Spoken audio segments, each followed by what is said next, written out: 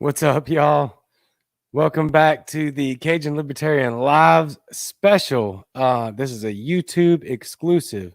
I'm your host, the Cajun Libertarian, and tonight we have Nickolas Wildstar coming on, who is running for the governor of California. So, with that being said, let's bring him on. Nick. Hey. What's up, dude? How you doing, my man? Thank you for having me on. I'm doing well, thank you. Yeah, thank you very much for being here. I know you're very busy right now, so thank you very much. Yeah, it is a like a bump and go type of situation when you're running for office, because you only know how much time you have to spare for a multitude of things. Not to mention, I have a family, to take care of, a wife and a son. So it's, like I said, kind of just touch and go. But I appreciate you again extending the invitation out to me. I was able to carve out some time out of my schedule to talk to you, and you did the same. So I appreciate you for doing so. Yeah, that's awesome, man. Thank you. So I gotta ask, what's it like over there in California right now? Good Lord. Well, it's up and down situation, believe it or not, but we got things going in a positive direction because we were able to come together and getting this petition signed to recall our governor of California, Newsom. The people of California came together to make that happen, despite what the media wants to say. They want to paint the people involved as being, right-wing Republican, Trump supporter, white supremacist, whatever. Obviously, I'm not that. I didn't vote for Trump. I'm not a Trump supporter, never was, will be. But I just jumped on the Republican bandwagon. That was more so just to run for my current run for governor of California. So, but as I said, we kind of are getting things together and, holding our government officials accountable. So I'm glad to see that happening. But it's a matter of taking advantage of that situation, now that we were able to be successful in getting that recall petition to happen, which means that we're going to be having a special election here in the next few months to replace our governor. It's who we replace him with is the question. So the last time that we had a recall here in the state, we removed another Democratic governor, since people like to say how, liberal, left-leaning, You're right. communistic Californians can be. Yeah, Shit, we got two Democratic governors. You know what I'm saying? Another blue state do that. But Gray Davis, we got him out of office. They ended up replacing him with Arnold Schwarzenegger of all people. Yeah. So, but the one thing about the Republican Party in general is they really don't have a stronghold over the state of California. It's pretty much a Democratic ruled state, so they don't touch it. But the Republican Party here is quite splintered, just as the National Party is right now, between trying to be the party that supports Trump and the party that supports Republican values, the traditional Republicanism. And I think that's where the divide is happening, but that's more so where it starts and ends. The Republican voters of California are pretty different. We're pretty unique, and I'm actually working on a project right now to coin that identity of the California Republicans, Cali Republicans, by getting them mobilized in this special election and hopefully getting someone such as myself elected, because California Republicans pretty much don't care about, gender identity and same-sex marriages, or if you want to smoke weed, or if you want to work as a sex worker, or any of that stuff. They're very different than how the national media portrays Republicans. They're definitely not that racist. You know what I'm saying? With California being such a melting pot as it is, it's kind of hard for you to be a racist in the state unless you're in a particular area. And then it's more so just about classism, having to do with how much money you got. So that's the biggest, I guess, type of prejudice in the state of California, is that it's the battle between the haves and the have-nots. You know, it feels like everywhere.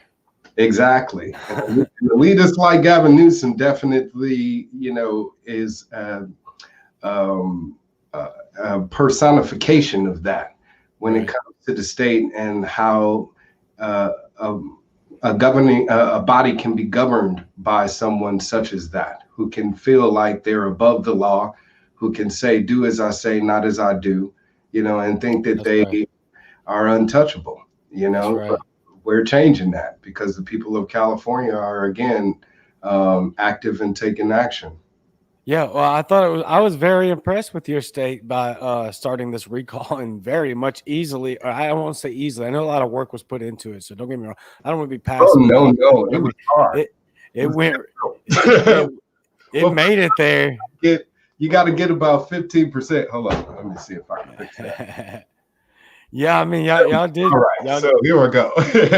You have to get about 15% of the previous election. So that was about 1.5 million, signatures that we had to collect. And those are wet signatures, no online petition.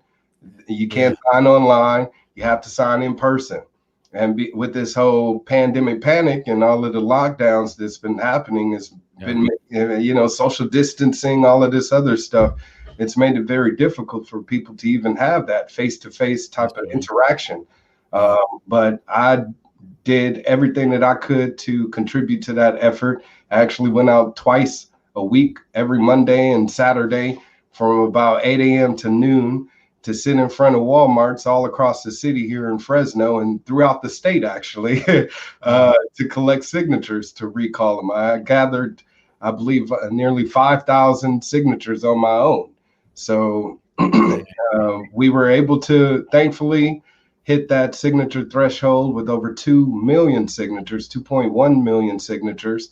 And I believe about 1.7 million of those qualify. So at this point in time, we're pretty much just waiting for the signature withdrawal period to end, because, everybody that signed has about 30 days to withdraw their signature, which I don't think is going to happen.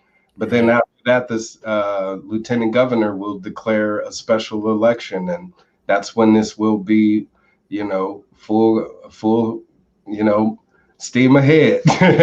Well, I mean, you've already been full steam ahead, but I know what you're saying.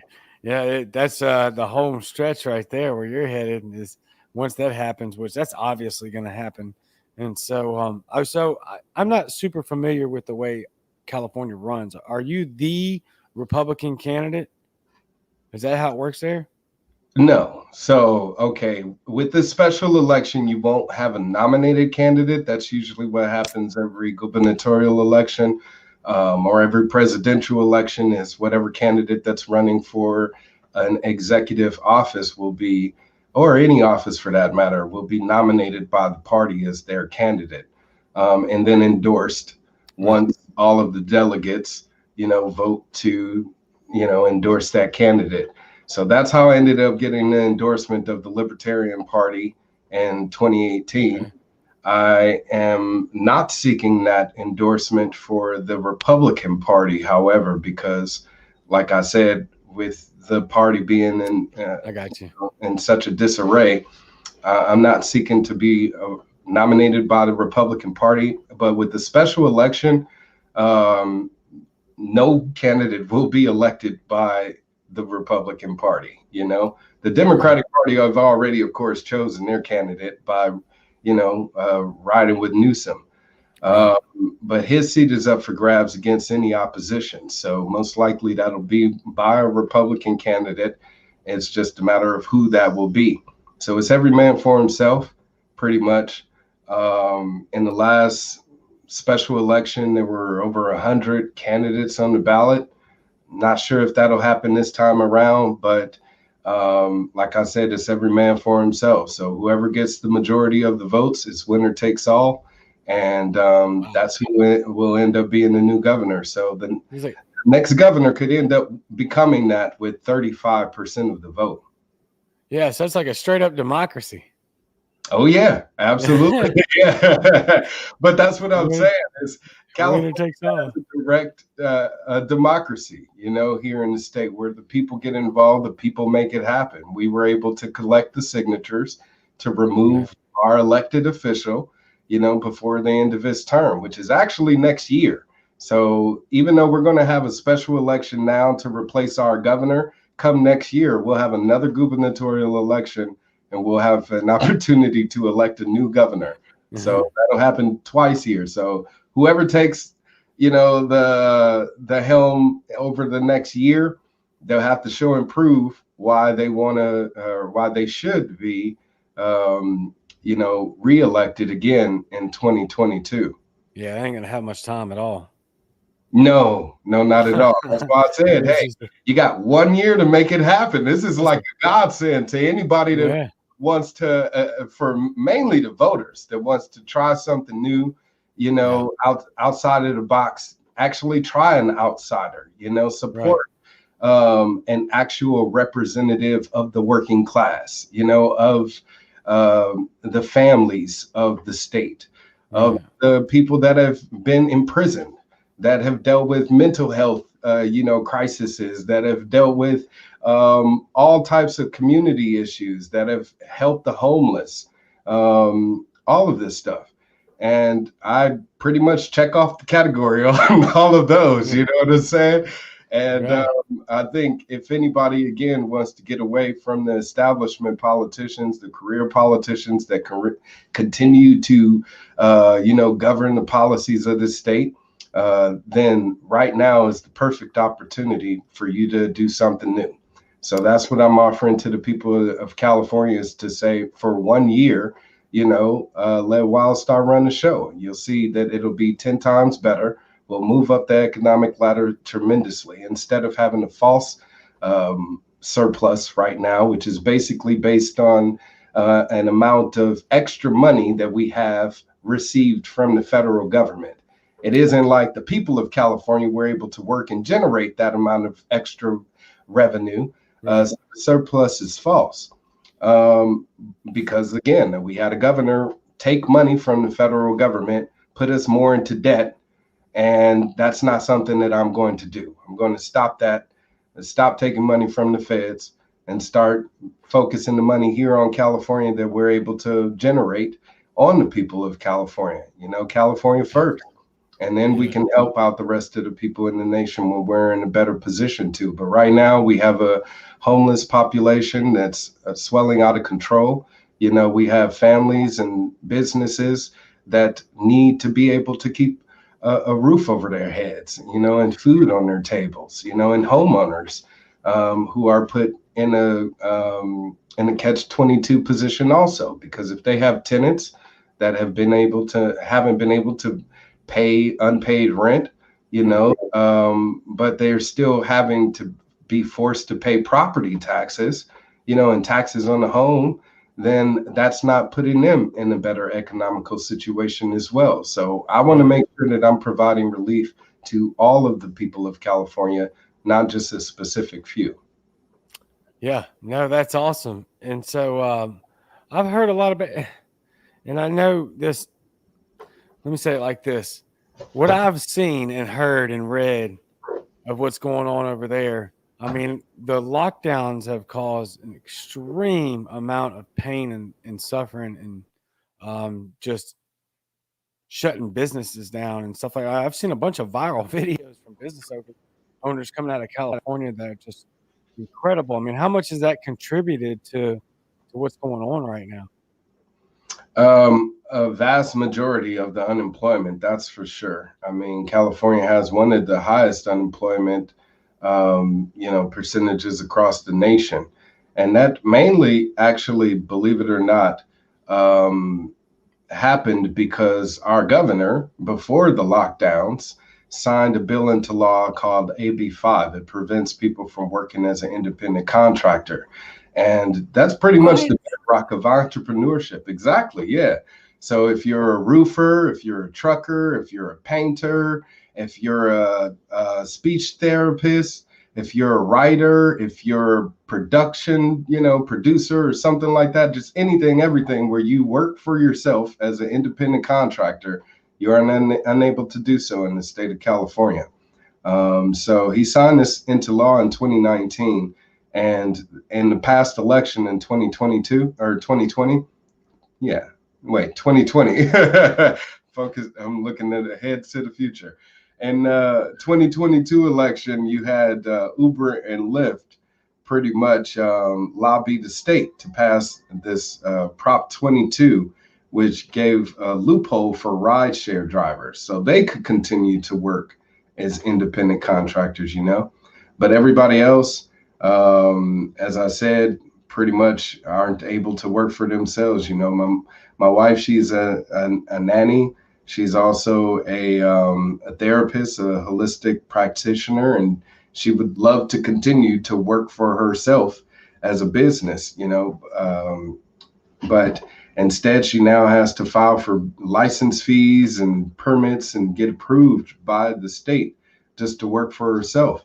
And it's unnecessary because, like I said, right now, when you have a time when people have lost their jobs and are looking for an opportunity to make sure that they're able to continue to provide for themselves, government should get out of the way and make sure that everyone has the opportunity to do so, Did I lose you? You still there, my man? All right. I'm now rocking the show until the Cajun Libertarian comes back. Chef of Liberty, where you at? I could keep going. I have access to the comments here, so if you guys have any questions, I'd be happy to, answer them. Hello, Kenneth. Hello, Sunny. Says pandemic panic, hashtag pandemic panic for sure. I like that. Please spread that around. If you haven't visited my website yet, please go to wildstar2022.com. Check me out and get involved with Team Wildstar. I need as many people involved with this as possible because I am a 100% grassroots candidate. Hold on, I got my man. Okay. All right, so the Cajun Libertarian is trying to call me and get back in and back in the session here. Hopefully, he'll be able to jump back in soon. But California doesn't have ranked choice voting. No, it does not, Kenneth. That's actually one of the things that I would like to do here in the state of California. Gavin Newsom, our governor, actually vetoed a bill that was presented to him to make California a ranked choice voting, or at least ease it to where other districts throughout the state would be able to have ranked choice voting in their local elections. And I would, again, as governor, make that possible for state elections and possibly even presidential elections, because I believe that would be beneficial in making sure that our collegiate votes, from the electoral college goes towards the candidate that the people of California want more so versus the political parties in control. So if we change that to ranked choice voting, we'd have an opportunity to vote for all of the candidates, not just the two that the mainstream media wants us to. We'll be able to vote for all candidates. Hey, welcome back. My bad, yo. The toddler unplugged the Wi-Fi. She's still awake and running right here by me right now. I am so sorry. That is terrible. I'm used to the sistership. I was introducing myself as the new host of the show. So excellent. That's what I'm talking about. Look, there's more viewers now than when I left. Talking with Kenneth that. Man, I am so sorry. Go to bed. I am so sorry. That is hilarious, though. So you just fell right into it. You need your own show. Yeah. I actually run my own podcast show live. You probably way better at it. So check it out, you guys, on YouTube. What's the name of the show? Black Side of Liberty. So I know that show. I didn't know it was you. Check it out. Nice. Yes, that's me. Yeah. I've seen it like on Twitter and on Facebook. I did not realize that Okay, was you. for I sure. follow it somewhere. I saw it and I was like, oh, I'm following that for sure.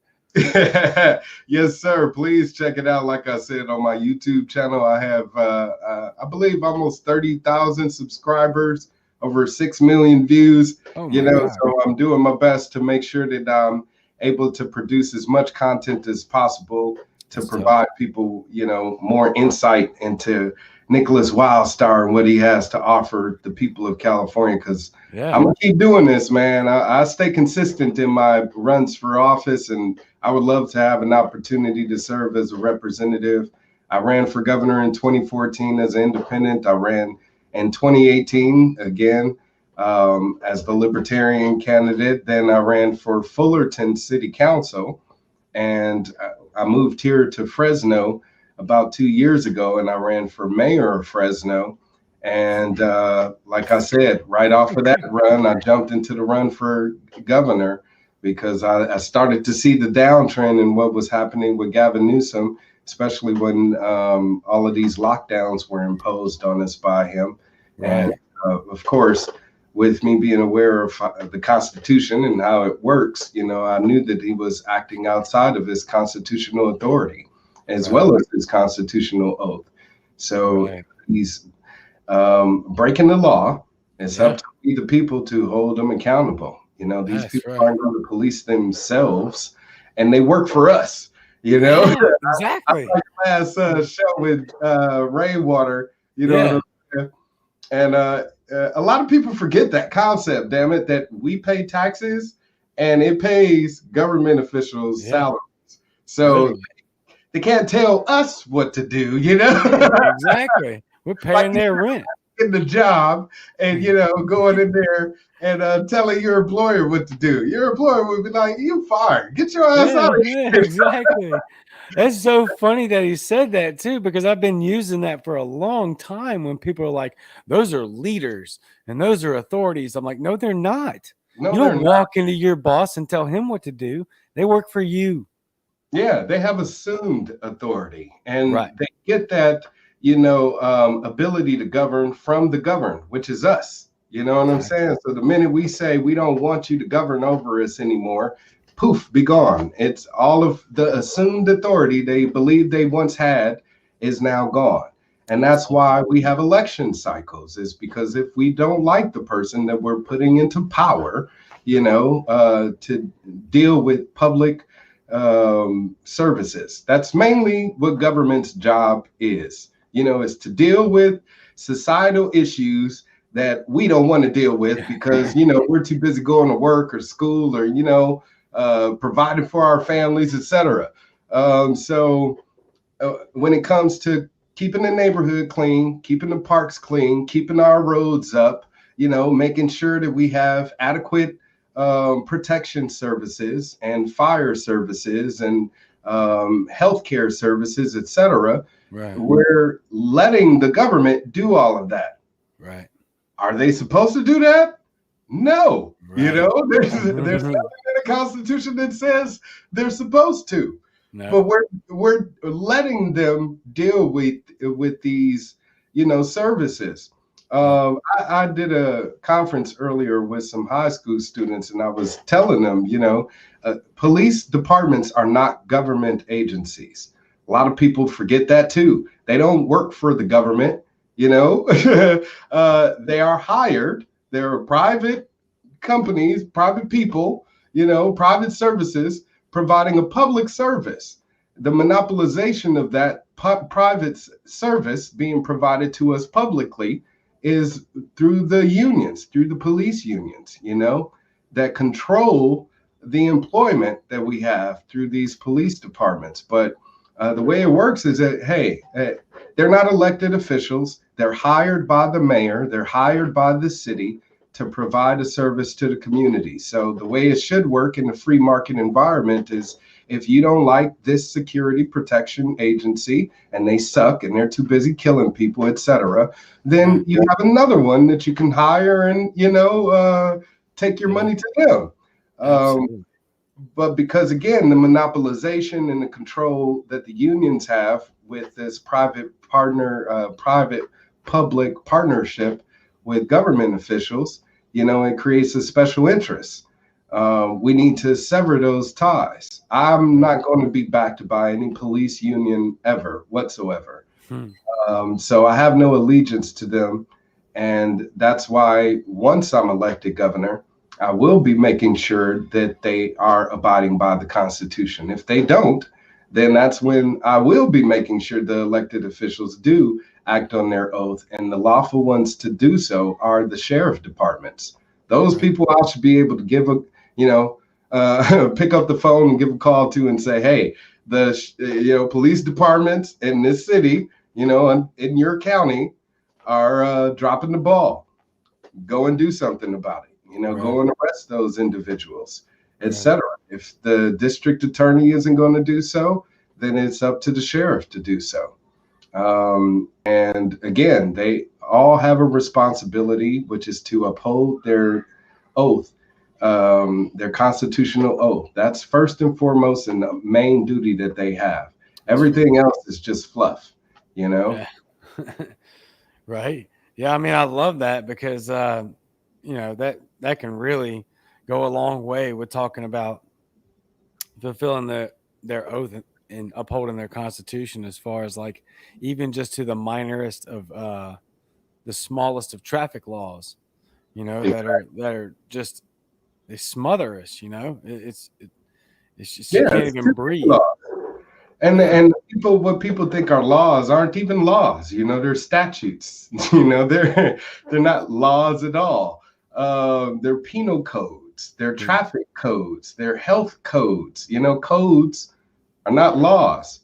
They're created by the law system so they can continue to police us and convert our natural rights as human beings into a way to make money, pretty much.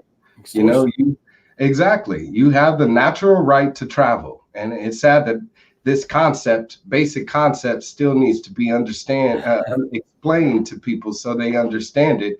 You, as a human being, have the God-given right, the inalienable right, the natural right, the human right to move from one place to another. Right.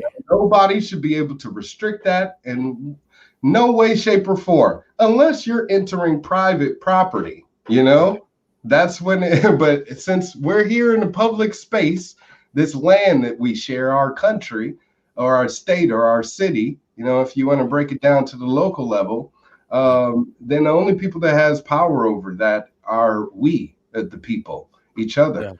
So the law system, when it comes in to say that, hey, you must wear a seatbelt or you must provide me with identification to say that you are authorized to use your own public roads that you paid for, then we got a problem.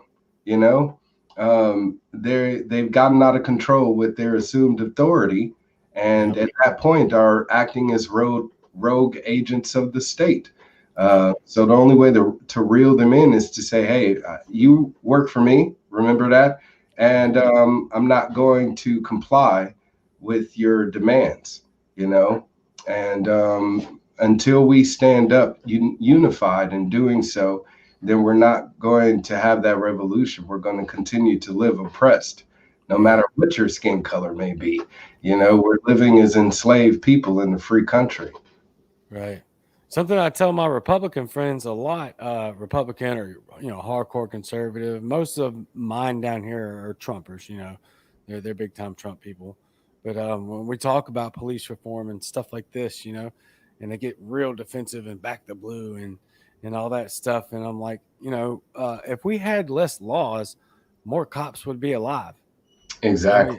I mean, we could play this both ways, and it's not even playing it. It's a fact. If we had less of these ridiculous laws, more cops would be alive and more people would be alive. Not that they're not people, but you know what I'm saying? Yeah. And we have a less stressful environment. You know what I'm saying? Less. It wouldn't feel like they're being harassed when they see a police officer in their rear view mirror. You know what I mean? They got to straighten up and, Exactly. Act as if they're not doing anything wrong when they're not doing anything wrong. Yeah. You know what I'm saying? Yeah. Oh, yeah. It don't matter if you're wrong or you're perfectly right and everything's fine. You see that car pull up behind you and you get Right. nervous. Stress level hit the roof, you know? Cholesterol out there. Exactly. Yeah. But I you mean, shouldn't feel that way. As I said, exactly. or as you just pointed out, you know, if you change the role to where police officers are focusing on real criminals, real violent crimes, you That's know, against we the people, then they would be more focused in their duties. You know, I think people of the community would appreciate them more and the service that they are providing, which That's is right. again to protect us from any threats that we may not see, you know, or know of. Because again, we're focused on our day-to-day lives. So if we're hiring them to do a job and play superhero, then we need to make sure that they're out there focusing on the real bad guys, not making criminals out of nonviolent, victimless, you know, offenders, if you want to call them that. You know, Yeah. I hate that term, man, because they, like the people that call immigrants illegals. I hate that. You know, I want to kind of like just pimp slap them into the spot. Stop doing that. There is nothing illegal about immigration. You know what I'm saying? Because I have to tell people there is no law that says you must become a citizen. Therefore, any person that's here, you know, that's exercising their right to travel, you know, they have the right to be here. And if they want to become a citizen, if they choose to do so, then it's a privilege that's extended to them, you know, to where now, if you do become a citizen, now you can take advantage of the benefits that citizens get to enjoy. But again, as people that are exercising their right to travel, you know, they want to come here for jobs or, you know, to visit family or whatever the case may be. This is supposed to be the land of the free, and we should be standing on that principle of liberty and justice for all, period.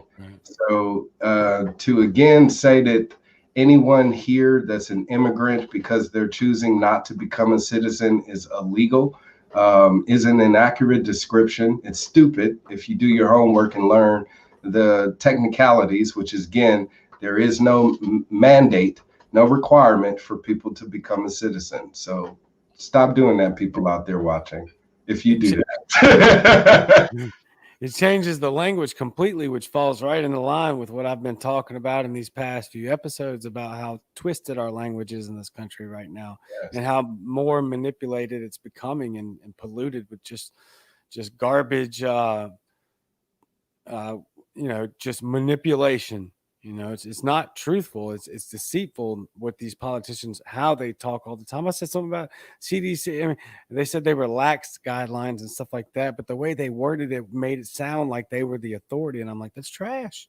Yeah, exactly. It's all psychological, man. And people need to realize that the wordplay that's happening right now, it's to spellbound us, you know, with these words. If people only knew the power behind the use of language in general, then they would realize the bigger picture of kind of what's happening here. So it's sad that the architects of our society are aware of this, and they chose their language very wisely, you know.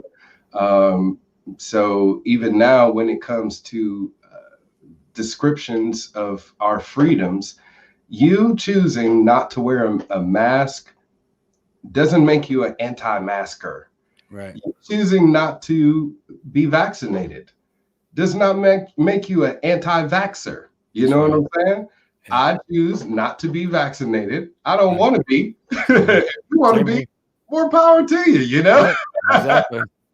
Yeah, exactly. I'm anti-vaccination for me, you know?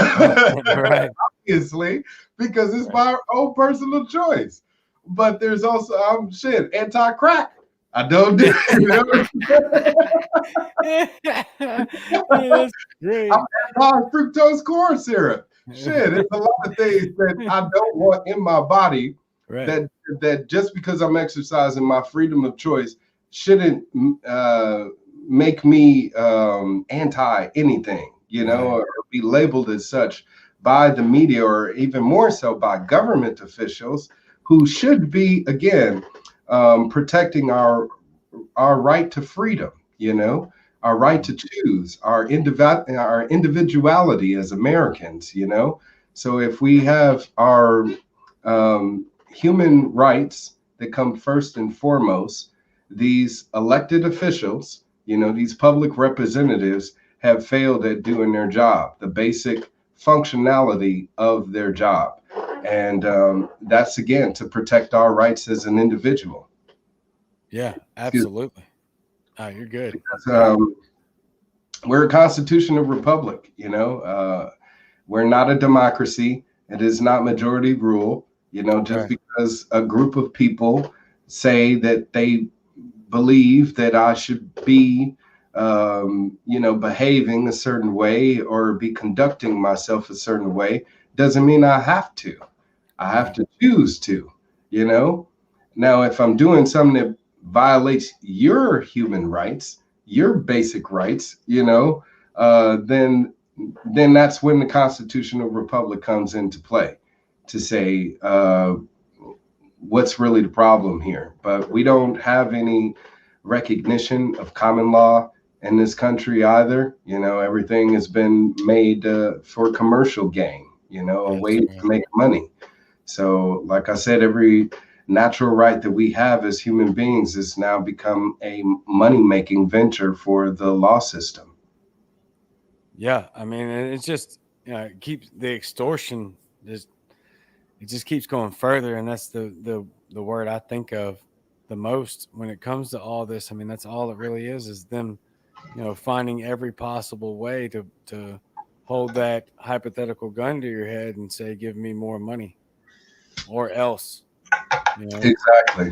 Yeah, and the threat of violence is mainly how they're able to extort us. You know what I'm saying? The reason why people say, I'm going to file this tax return is because I feel like, hey, I don't want the government to come and take my stuff away. Or, I'm going to pay this ticket because I don't want to be threatened at the barrel of a gun and be dragged off into a jail cell for not paying a certain amount of money, Yep. It's sad that that's what it's boiled down to as far as law enforcement in our country, where, again, people can be taken away and have their freedoms and liberties pretty much violated for the simple fact that the state believes so, and the state chooses to do so. So anybody that supports that, whether they claim to be a Republican or a Democrat or conservative or liberal, whatever the case may be, if you feel like the government should be used as a means of force to have your idea imposed upon me, then it's not a good idea, and you're a status, you're pretty much, and you're okay with violence being used as a means of subjection, So we don't really have a free society if that be the case. So we can offer free healthcare to people. We cannot force people to pay for that, and another thing is the Rainwater pointed out was people getting caught up in the language with healthcare. People think healthcare, but don't think health insurance. That's what really we're talking about here. Everybody having health insurance for all.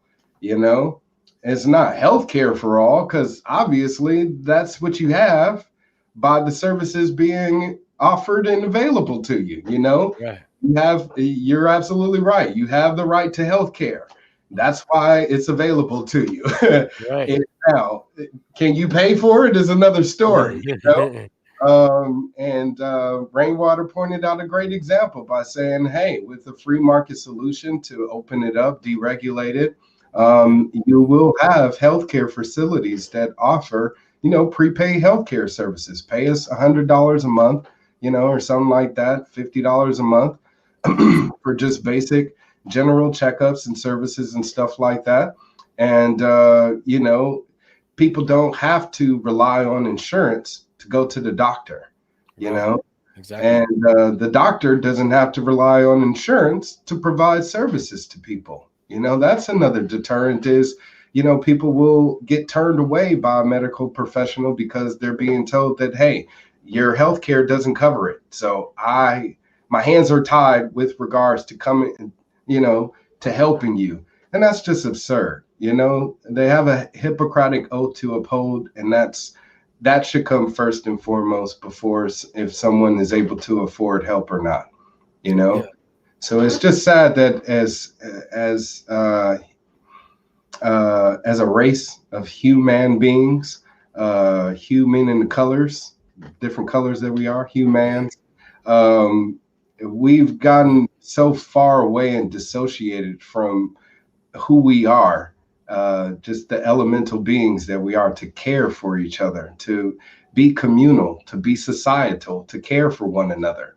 You know, we have a natural responsibility to do these things. Money shouldn't be the motivating factor for that.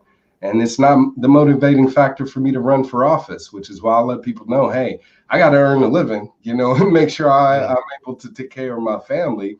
But I'll do the job for governor for, you know, a lot less than what the current governor is getting paid now.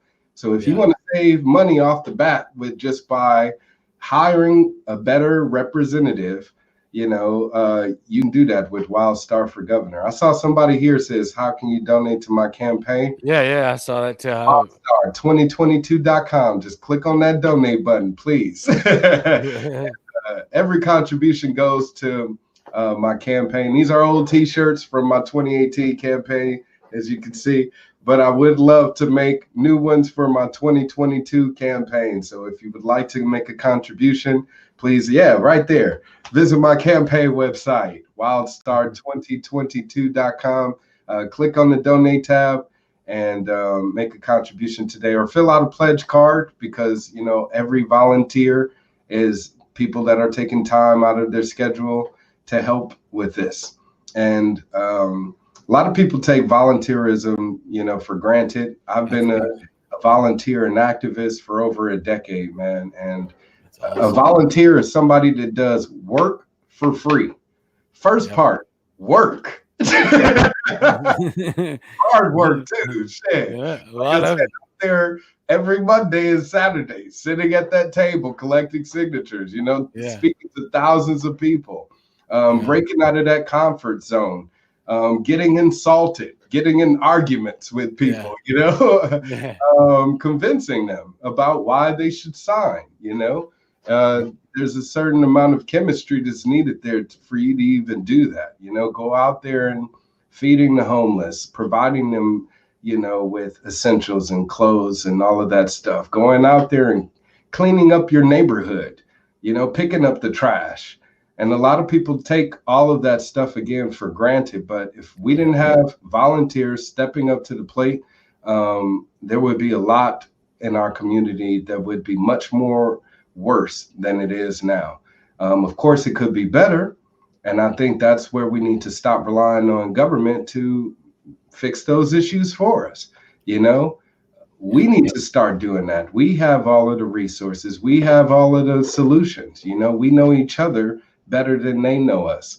They're far removed from the community. A lot of them don't even stay in the districts that they represent, or the cities or that they represent either, or even visit many parts of them. You know, with the governor, you know, he represents everybody in the state. I'm sure he hasn't touched every city, every district, every precinct throughout the state of California. That's just impossible. But nor he expected to. You know, he has a job. It's to make sure that everybody in every precinct, in every district of every county, of every city in the state is taken care of, you know. And if he can't do that just on a basic level, then he isn't deserving of that position. And neither is Caitlyn Jenner or John Cox or Kevin Faulconer or any career politician or celebrity that pops up and says that they know what's best for you. We got to vet these people better, and stop taking their word for granted and start doing our homework. I think we could have been in a better situation with the Biden administration had we done such a thing, or Trump or Obama or any of the dualistic, two-party system operatives that we've seen controlling our government. Yes, hashtag be the solution. Yeah, be the solution. I mean, that's what you're doing. I mean, I've seen that a lot. A lot. There's a lot of volunteerism. Kenneth in the comments is the gold star of volunteerism in my mind. That dude is incredible. He spends every minute of his off time doing something, and he's on my team. And here he is right now. Volunteering. Exactly. Right. We need that support. We need that teamwork. Follow you, follow me, share your posts. I'll share, share mine, like my posts. I'll like yours. We need to create that type of synergy with each other. That's right. And because the mainstream media, of course, is going to continue to censor us. They're going to do their best to continue to suppress us.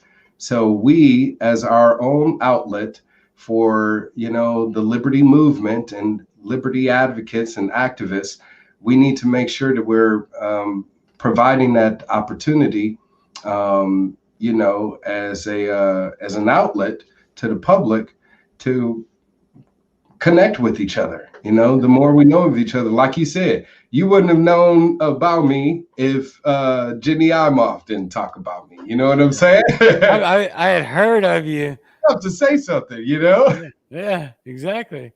Now, I had heard of you, just once or twice, but and she brought you up, and I was like, let me reach out to him. It's that community is so important. Exactly. I talk about it all the time, especially here lately. That's one of the next things I'm getting into with the kind of character building / mental health thing. Is part of a lot of that's going to be that community and that camaraderie and that companionship and relationship. All those things are super important, especially when we're trying to start a movement. But I think that that's something that's in your advantage big time in California, because I really wish there were other states that would follow your lead. And that's weird to say coming from somebody that lives in Mississippi. I don't deal with any of that. We were never shut down, really. I mean, we stayed at home for about 2 weeks, and we were just asked to. I still went to the gas station, still went to Walmart. People were there, and it should have been. Just a recommendation. Hey, some serious shit going on outside. Be careful. You know what I mean? Here's some recommendations. Wear a mask. Make sure you're staying separated enough from people and washing your hands and all of this other good stuff. But for the most part, exercise common sense, as you did every day before this, when the threats of swine flu were there, when the threats of, the bird flu was there, when the threats of Ebola was there, which is extremely dangerous. And people were still going around living their life as usual. There wasn't any lockdowns or any extreme precautions being imposed upon us, So it's sad to see something such as coronavirus, which is proving not to be as severe as they had once predicted. The mortality rate from it is extremely low. You have a 99% chance of surviving it, even if you were to catch coronavirus. So these are just the facts of the matter. As much as people want to think it's debatable or everything else surrounding it, mass vaccines, whatever, just looking at the sheer numbers here, people, it's not as much of a threat as they've said it was. People are not dropping like flies in the street. So because of that, again, we should be exercising some common sense. We should have had elected officials that, exampled some or were examples of bravery and strength in a time when it was most needed, instead of buckling under pressure and acting as fear mongers, as they always do, is take advantage of a crisis and use it to restrict our liberties and freedoms even more. So we saw that happen with Gavin Newsom. You know, we were one of the first states to impose some of the nation's most strictest lockdown precautions, and we were one of the states to still have them even now. You know, the supposed date, I guess, where we're going to reopen is June 15th. I heard that. It's still yet to say what's going to happen with schools, because schools are still many of the schools throughout the state are still shut down. So that's having a effect on our children, you know, as well as taxpayers. Of course, we've been paying taxes this entire time, and we're not able to utilize public services like education. You know, we're paying for the public education system, yet we're not able to send our kids to school. So what's the point of it? We're not getting any rebate of that money spent. And as I said, the money right now is being redistributed by Gavin Newsom to help out other people, particular people that are on unemployment. He's giving out stimulus checks to those people. But what about the essential workers that have been working this entire time? What about everybody else? Like I said, the people that have paid property taxes, or the average taxpayer for paying taxes towards our educational system, and you know, the parents that haven't been able to send their kids to school but have had to take time off of work to homeschool their children. You know, all of these nuances haven't been answered by the governor, and he's basically just kind of doing this free-for-all right now by saying he's going to provide relief for utilities and back pay for rent and even paid parking tickets now. Yeah. So I mean, I heard the dude is literally trying to buy people off. Yes. How is this legal? Hey, I'll even forgive your parking tickets from 2015 to 2021. So even before this lockdown happened, he's willing to forgive, parking tickets. And it's like, man, if you're doing all of that now when you're facing a recall, why the hell didn't you do that a year ago? Why didn't you do that as soon as you took office, like I would have done, or what I would do once elected governor? You know what I'm saying? Because none of that should exist. And apparently the government can operate without all of that money to where they can, obviously, exactly. So forgive it all for everyone, not just low-income people, not just people that are receiving unemployment, because some people aren't in the state. I'm one of those people, So I'm not going to get a stimulus check. What about me? Wow. And I'm out here doing the best that I can to provide a service for the community and provide an alternative to the type of leadership that we've been seeing by our public representatives, such as Gavin Newsom. So I'm going to be that outsider that holds our elected officials accountable, since, again, my allegiance is to the people of California, Those are the people that I will be responding to, not the special interest groups, not big banks, not Wall Street, not big pharma, not big unions, none of those people. So please check out my website, get involved in the Wildstar revolution here in California. When is the elections? In November, right? Most likely, yeah. For the special election, it'll be sometime this fall, probably November. And then, as I said, the new governor that takes over in November will have a little over a year before the next gubernatorial election next year in 2022. So they'll take office 10 days after Newsom is removed from office, and then get right to work. So that's what I will do. I'm letting people know the first 100 days, that whole claim or whatever, I'm going to be doing my first 100 days in one day. My first day in office, I will be making California a constitutional carry state. My first day in California, I will be suspending all taxes. That will be property tax, income tax, sales tax. That'll be capital gains tax, luxury tax, every damn tax and the state of California will be suspended for 1 year. That's You know, incredible. I'm going to get rid of the Police Bill of Rights and qualified immunity, and I'm going to require that police officers carry their own insurance in order to be on the police force. Nice. That will be an immediate requirement. And you will see in the first year of me being in office, the amount of police officer involved shootings are going to drop significantly. They probably will be next to non-existent. Right. Exactly.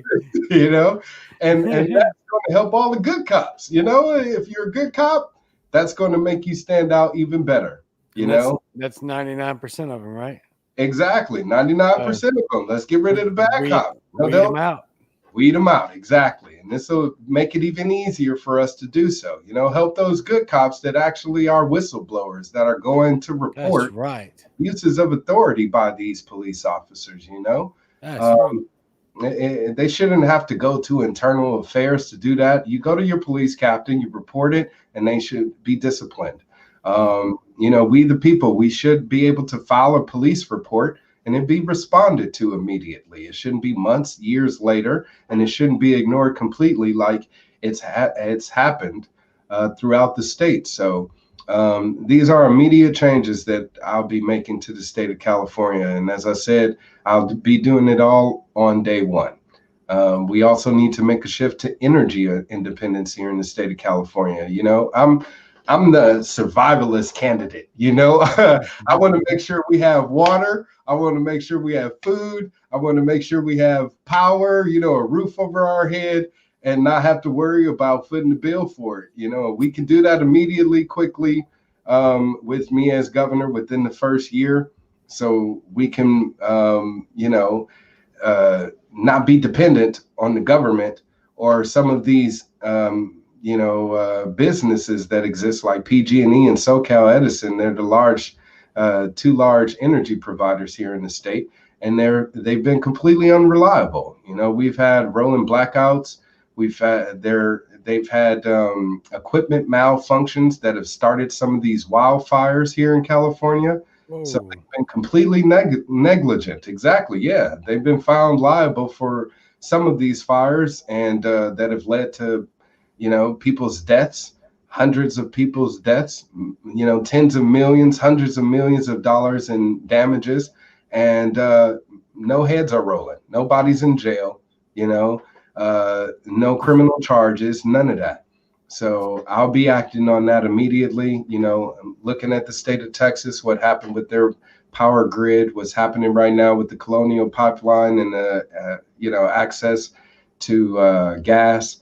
You know, we want to fortify the state of California, make sure that the people here are able to have access to resources, food. We need food to live, people.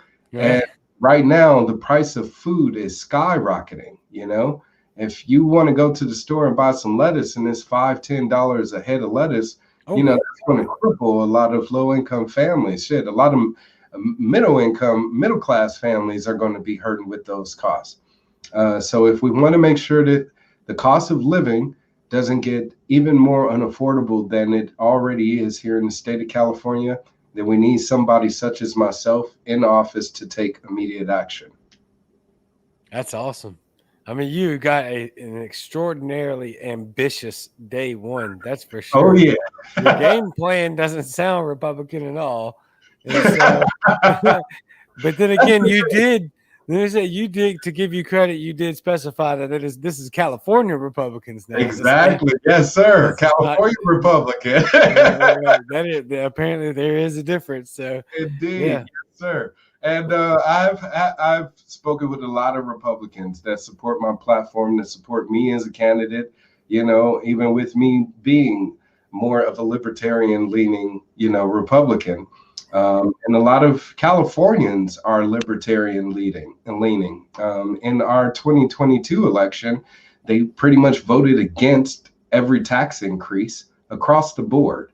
You know, and whether they disguised it as, you know, trying to make schools better or the roads better or whatever the case, the people of California, majority Democrats, said no. They also voted to restore voting rights for felons here in the state of California. And like I said, they also voted hands down to allow rideshare workers to get back to work. A bill that was passed by Democrats. You know, they passed the AB5 law to prevent them from working as independent contractors. And the Democratic voters of California said, no, let's at least give a loophole to rideshare drivers with Prop 22. Well, Newsom should have vetoed that bill to begin with. So that wouldn't have been necessary, which is what I will be doing again on day one, vetoing and notifying that AB5 bill so people can get back to work as an independent contractor, you know? I mean, that's crazy to me. I've never heard that before. I can't believe I haven't heard that. That is brutally dictatorial right there. What are you talking about? People can't be independent contractors. That's crazy to me.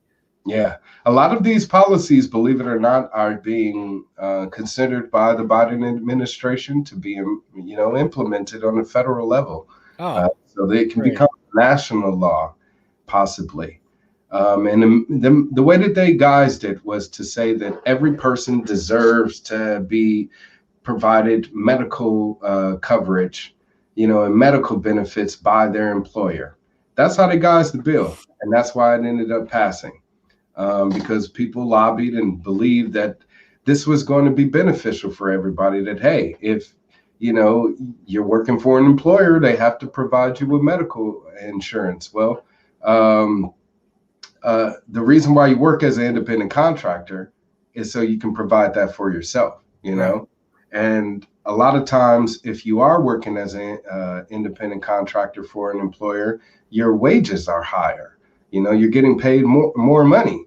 So it should be on you to be responsible for yourself, to put aside your own nest egg, or, you know, enough money for retirement, rainy day, or whatever the case may be. That's your responsibility, not your employer's. Now, if your employer does want to provide that as an extra perk or benefit, then that's on them. It shouldn't be a requirement by the state and being imposed on every business, including small businesses, which can't afford that to begin with. You know, they pay hourly wages for a reason, you know, and Exactly. some of these small businesses offer no benefits other than just you getting paid money for doing the job. You know, that's the benefit any person looking for work could get, you know. So it's crazy that, again, they guised it as such and was able to get it through legislation and have it signed into law by the governor. But then the people of California go around it by creating a loophole with Prop 22. Says a lot.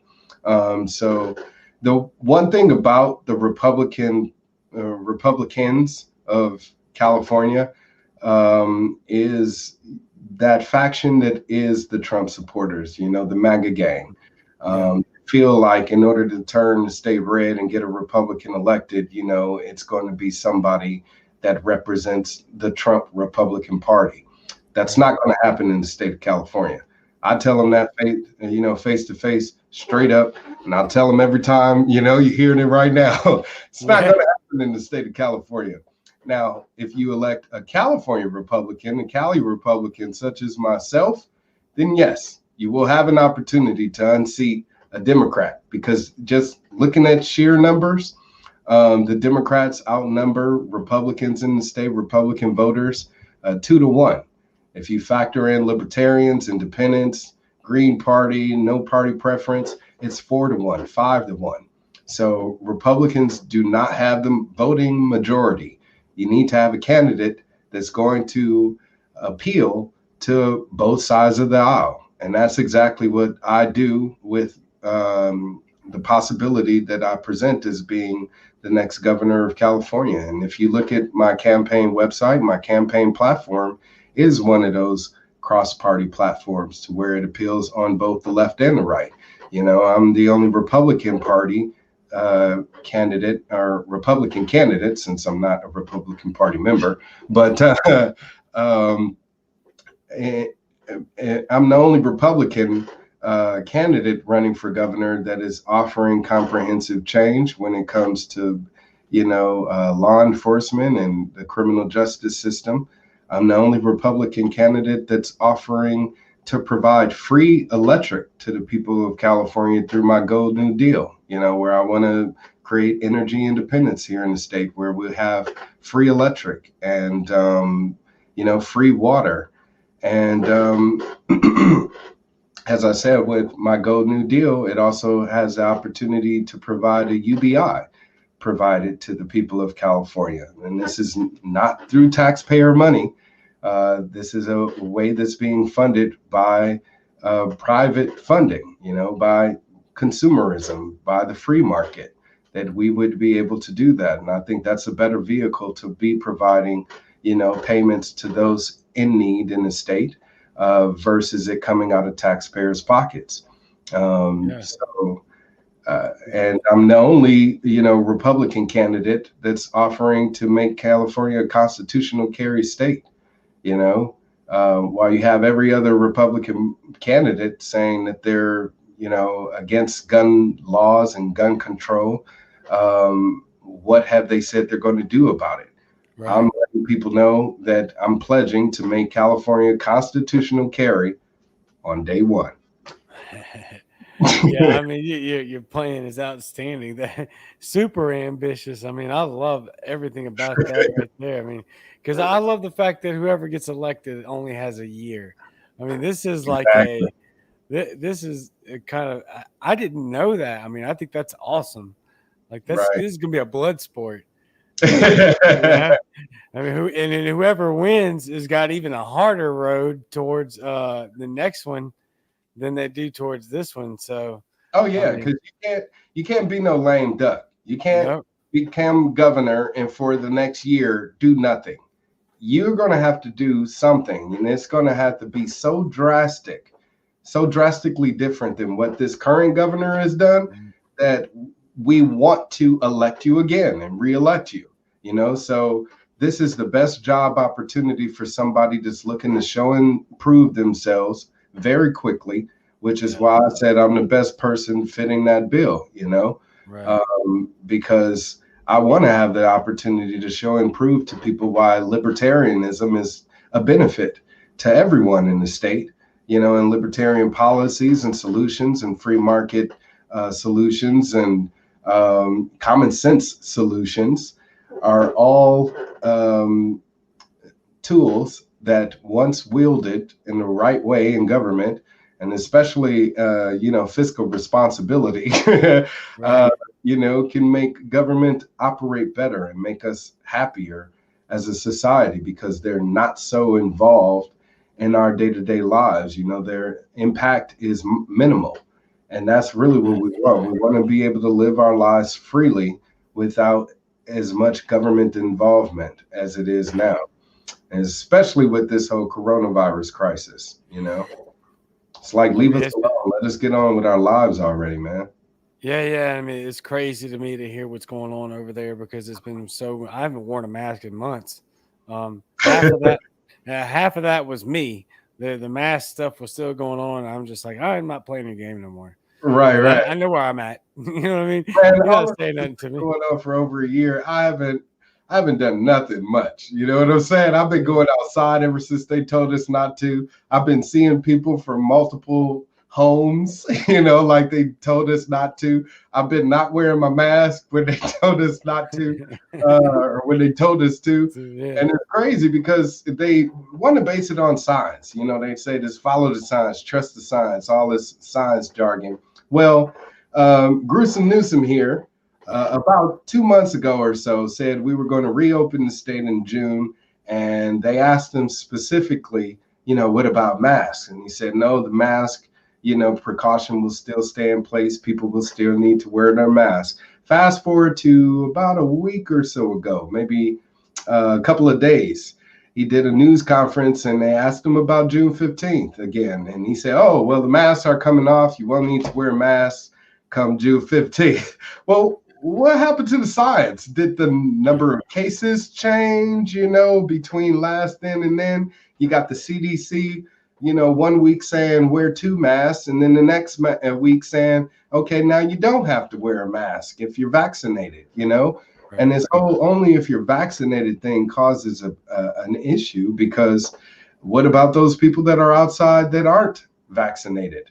You know, are police going to go around now asking people for their vaccination identification cards?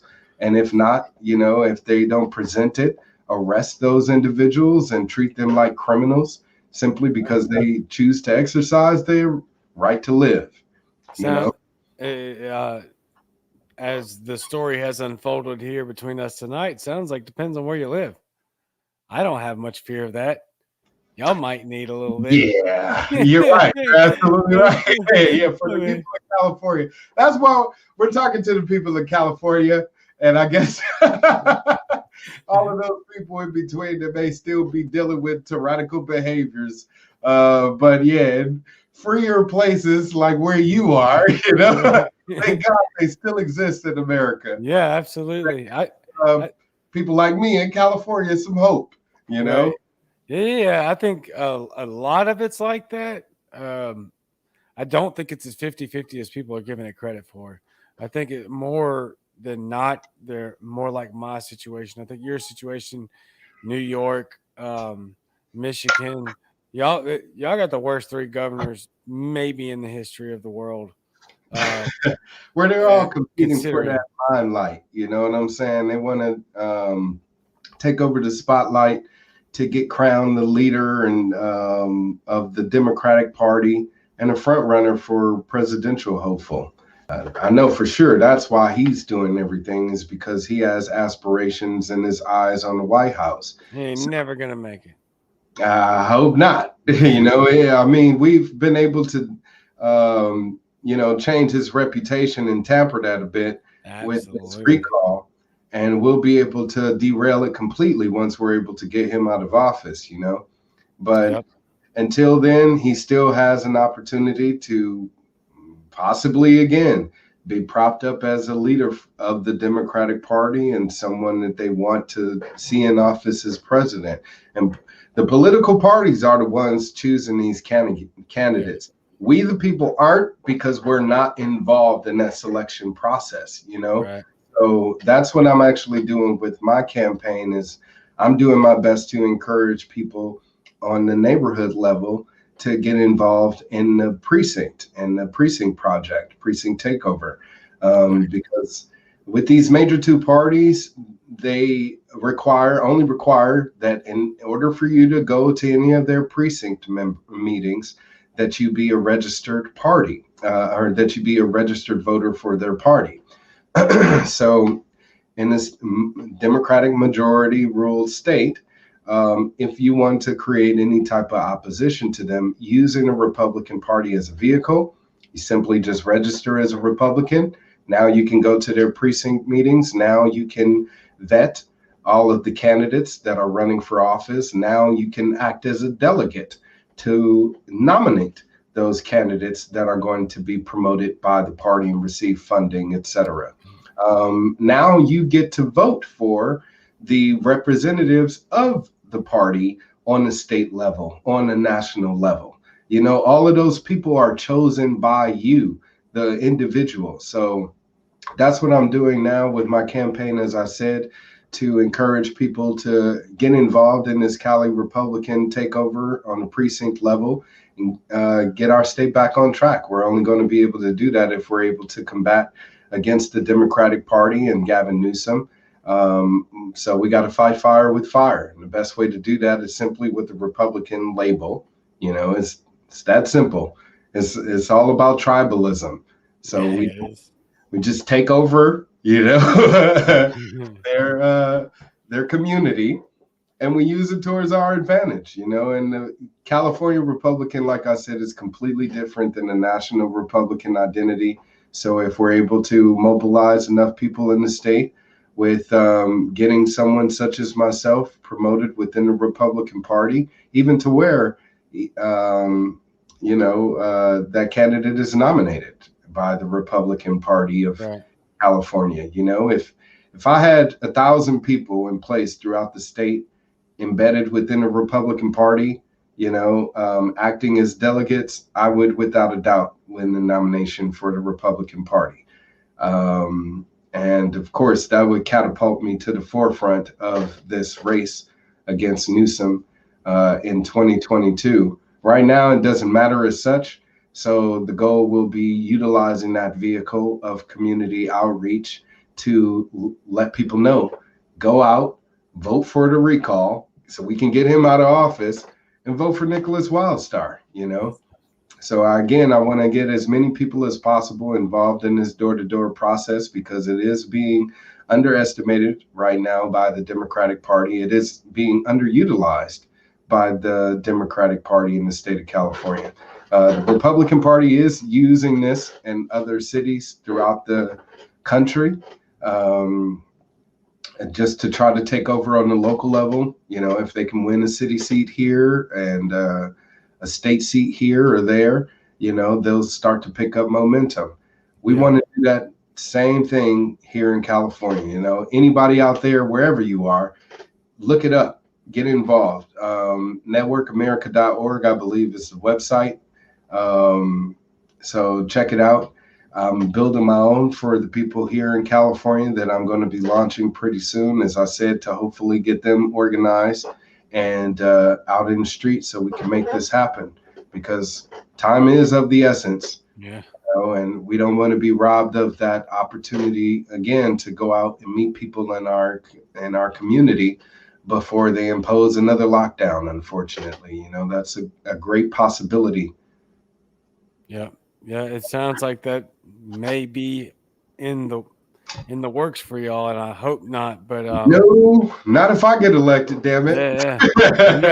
You got a short road ahead of you, and so Yes. you know, I know you're going to be stupid busy for the next couple of months. November, I mean, the fall is right around the corner, so it sounds like you're putting a lot of boots on the ground, and I think that's really cool because it seems to be the same story of it, kind of everybody that comes on. It's doing the door to doors and doing the picking up the trash and telling people the actual message, you know, no matter the letter behind your name or whatever. I think all of Cali is going to be able to unify against Newsom. I hear a lot from the national media about how he's probably going to survive this, but even if he does, I don't think he survives 2022 at all. There's no way he survives. And exactly. So don't trust the mainstream media, man. I can tell you, word on the street from the people of California, Newsom is gone. Come November, as soon as that recall is on the ballot, yes, get him out of office. Everybody is going to be doing that. So, I sure hope so, because that's going to send a shockwave through the whole, every blue city and state. They're going to be like, oh, how did that happen? Oh, that's going to be a dagger in the heart of the Democratic Party. Because like I said, it's all eyes on California, you know. So goes California, so goes the rest of the nation. So everybody says that. So the Democratic Party pretty much is wide open when it comes to contenders for president, you know, against Biden. Right now, Biden is the president. He's a Democrat, but people are unhappy with him. You know what I'm saying? So if come 2024, people say, hey, we want to get rid of him. Trump, and nobody's jumping on the Trump bandwagon again, you know. And you might get DeSantis, who gets propped up as a front runner for the Republicans. What about you know? You can't go all in with Biden, because if you do and you lose, then now you got a new Republican president. So, you know, you're going to have that fight within the party itself. And I think Newsom is going to step up to, you know, start contending against the president and see if he can put his name in the hat, you know, for president. Well, I don't know that Biden's even going to make it to 2024, but that's for another episode. That's going to be another episode right there. So I'll be floored if when this dude gets recalled and then he tries to run for president. And then I wouldn't be surprised at all if he makes the nomination for the DNC. So, but anyway, man, thank you for coming on. There's all the information. I left it up there this whole time, mainly because it's a bunch of it. And so right there, get it all in there. This is recorded, and, you know, this is YouTube exclusive. So when we get done here, I'll have the team share it out. Of course, I can't because I'm on a 24. until 11 or so tomorrow.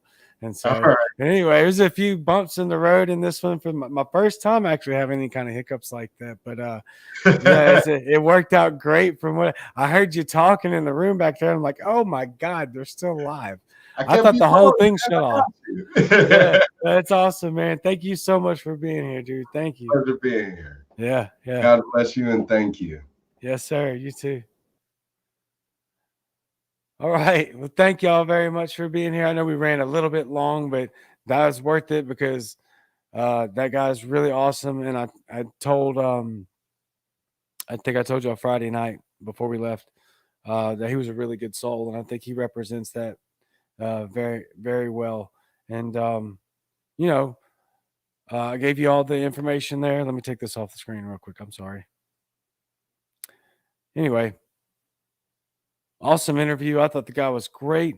And especially he took over that spot for me, when the Wi-Fi cut out. If you're tuning in on the back half, my toddler unplugged the Wi-Fi in the middle of Nick and I's interview and shut the whole thing down. No, it didn't really, did it? It shut me down. But Nick picked it up, probably did a better job at it than I do. So you know how to find me.